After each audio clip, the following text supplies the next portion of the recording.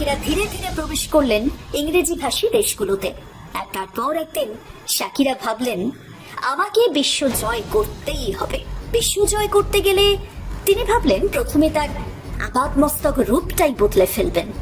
জন্মগতভাবে শাকিরার চুলগুলো কালো ছিল, রাতারাতি সেই চুলের রং তিনি বদলে দিলেন সোনালিতে। 2001 সালটায় সবকিছু বদলে গেল। তিনি নিজের পুরনো ম্যানেজারকে বদলে ফেললেন, নিয়ে এলেন ফ্রেডি ডিম্যানকে। ফ্রেডি ডিম্যান আগে ম্যাডোনা, মাইকেল জ্যাকসনের মতো তারকাদের দপ্তরে কাজ সামলেছেন। তো আর কি, ক্লাসিক কলম্বিয়ান নারী থেকে শাকিরা রাতারাতি হয়ে উঠলেন সেক্সি ব্লন্ড গার্ল। আজ তার ইংরেজি গান শুনে আপনিও পাগল হয়ে যান, গোটা বিশ্ব পাগল হয়ে যান।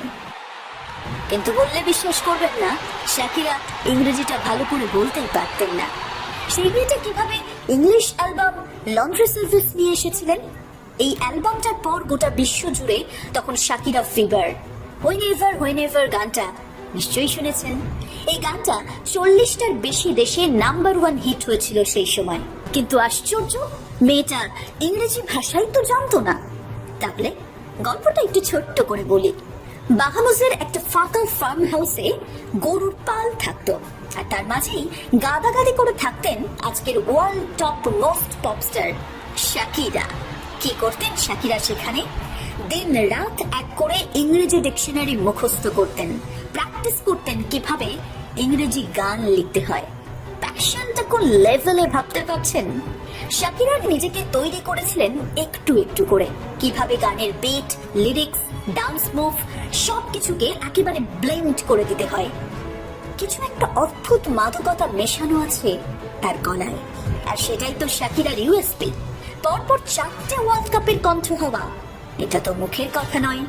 বিজ্ঞান বলছে শাকিরা সার্টিফাইড জিনিয়াস। তার আইকিউ 140। এখনো শাকিরা পড়াশোনাতেই ডুবে থাকেন, জানেন? তিনি তো পপস্টার, তিনি চাইলেই উদ্দাম পার্টি করে বেড়াতেই পারতেন। কিন্তু শাকিরার জীবনের 1 সেকেন্ডও শাকিরা বেকার নষ্ট করেন না আজও।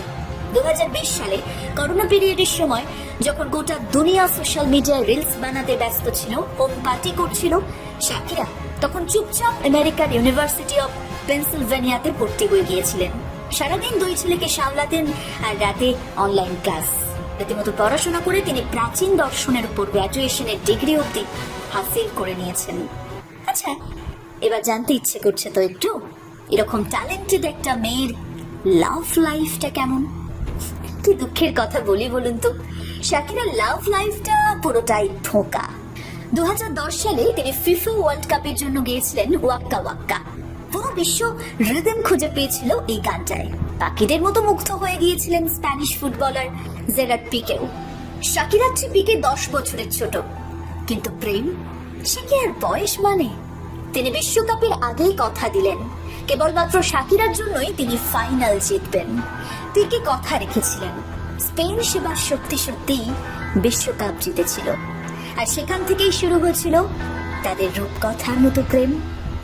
2017 নাগাদ শাকিরার জীবনে যখন সবচেয়ে বিপদ, তার ভোকাল কর্ডে ম্যাসিভ হ্যামারেজ, ইন্টারনাল ব্লিডিং এত বেশি হয়েছিল যে ডক্টররা বলে দিয়েছিলেন শাকিরা হয়তো আর গানই গাইতে পারবেন না। ডাক্তারদের বলা কথা সত্যিও হলো, তার ম্যাজিক্যাল ভয়েসটা হারিয়েই গেল। একে তো গান গাইতে না পারার যন্ত্রণা, ডিপ্রেশন। ঠিক সেই সময় তিনি জানতে পারলেন 2022 নাগাদ পিকে জেরার্ড পরকীয়ায় জড়িয়ে গেছেন। তাদের রূপকথার প্রেমে ফাটল ধরে গেছে। তার নিজেরই কোম্পানির এক 23 বছরের তরুণী ক্লারা চিয়ারের সঙ্গে ঘনিষ্ঠ সম্পর্কে জড়িয়েছিলেন তার বয়ফ্রেন্ড। 12 বছরের সুকল পারফেক্ট রিলেশনশিপটা 12 মিনিটে শেষ হয়ে গিয়েছিল। এর মাঝেই হঠাৎ একদিন স্প্যানিশ আদালত থেকে শাকিরার বাড়িতে সমন পাঠানো হলো। শাকিরার নাকি 8 বছরের জেল হতে পারে।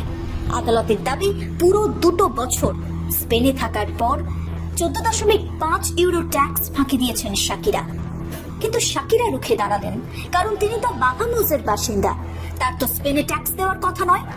কিন্তু আদালত বলল বছরে 183 দিনের বেশি স্পেনে থাকলে ট্যাক্স দিতে হবে। শাকিরাকে কোনোভাবেই ছাড়লো না স্পেনের আদালত। পরপর এতগুলো ধাক্কা শাকিরা আর নিতে পারলেন না, তাই শাকিরা তার 2 সন্তানকে নিয়ে চলে গেলেন মায়ামিতে। এরপর গোটা বিশ্ব এক অন্য শাকিরাকে দেখলো, যে শাকিরা রাখতে জানে, প্রতিশোধ নিতে জানে, জেরার্ড পিকেকে উত্তরটা তিনি দিয়েছিলেন গান দিয়ে। 2023 সালে রিলিজ হয়েছিল bizarre of music sessions volume 53। এই গানে কোথাও পিকের নাম উল্লেখ না করেই তিনি পিকেকে অস্তিত্ব সংকটের মুখে দাঁড় করিয়ে দিয়েছিলেন। আর সেটা শুনে গোটা দুনিয়া এক বাক্যে স্বীকার করেছিল, yes, Shakira is the queen. দেখুন না, দুনিয়া জুড়ে কত কত পপস্টার তো তৈরি হয়েছে, কিন্তু শাকিরা আর দ্বিতীয় কেউ হতে পারেনি, পারবেও না। স্টেডিয়ামে লাখ লাখ দর্শকের সামনে তিনি যখন পারফর্ম করেন, ওই দাপুটের মধ্যেও তার পিচ ঠিক থাকে। Thank you.